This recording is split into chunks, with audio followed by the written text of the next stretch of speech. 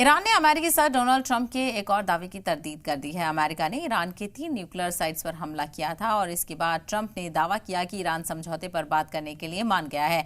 उन्होंने यहां तक कह दिया कि अगले सप्ताह दोनों मुल्क के बीच बातचीत होनी है। अब ईरान के वज़ीर ख़ारजा अब्बास अराक्ची ने ट्रंप के इस दावे को खारिज कर दिया है।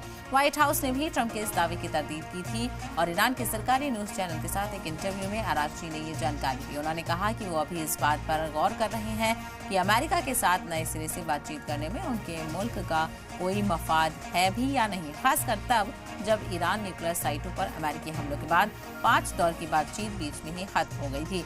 अमेरिका और इजराइल का कहना है कि ये हमले ईरान की न्यूक्लियर हथियार की कैपेबिलिटीज को महदूद करने के लिए थे, जबकि ईरान का कहना है कि उसका न्यूक्लियर प्रोग्राम पूरी तरह से सिविक पर्पस के लिए है।